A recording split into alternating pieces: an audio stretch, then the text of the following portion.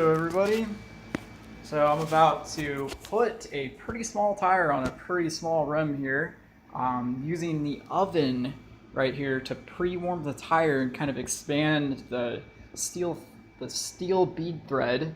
That's kind of like the main thing that you're fighting against, like when you're putting the tire on. And so if you look here, I got the temperature at 170 degrees.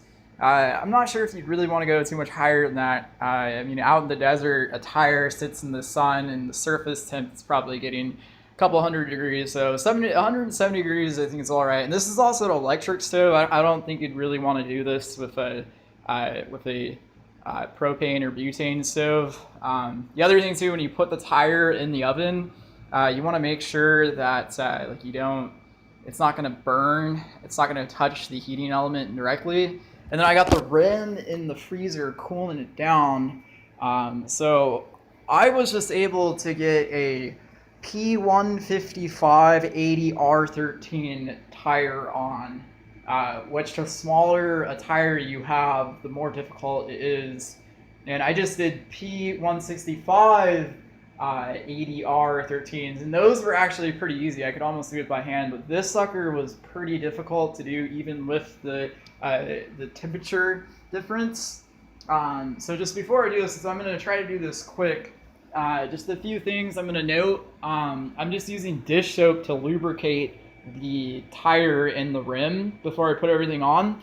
And I've seen people do this online. They put the dish soap all the way around. You only need to go halfway, because it's just the glue. I've heard that is like a mild irritant. It's not the greatest thing, or did I say glue? I meant to say dish soap. It's not necessarily the greatest thing to have on the tire. So you just want to put it like halfway, and then you also want to get like this part of the rim. I don't think you'll be able to see me doing this while I do it because the way I'm going to prop the phone up, so I'll just show you now. And there's some other things too. After you do this, you're going to have to still get the tire balanced. You'll have to pay someone to do that. Costco does them for $3 a rim. I'm sure you could probably find someone too that if you take the wheels to them, tell them they're clean and they're already off, they'll probably do it for pretty cheap too.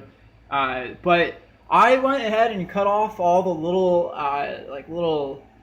filliport pieces of rubber, those little things, because those, they're only gonna slow you down, and it's probably could throw off your balance. Another thing too, I think it's better to drive the wheels to further kind of get all the excess rubber off before you get it balanced anyway. So you could probably put 50, 100 miles on the tires before you get them balanced. In fact, you may even find that they don't even need to be balanced.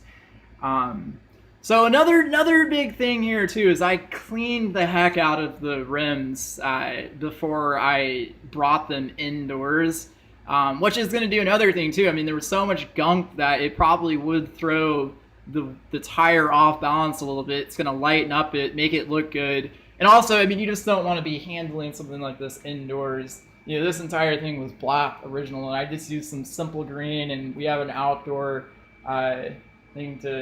we have an outdoor sink. So I'm just going to go ahead and make this happen here. So I have this flat bar. You definitely need this. And I'll show you another thing too, like when you're starting to get to the end, you kind of want to go in at the spot that's about ready to go. And then once the tire looks about like right there, you can just use your hands to do it. Like you'll decide, hopefully this video is enough. If you can't actually see me doing it, then you may want to watch another video. But I can tell you right off the bat that this temperature thing definitely does work and is a good idea.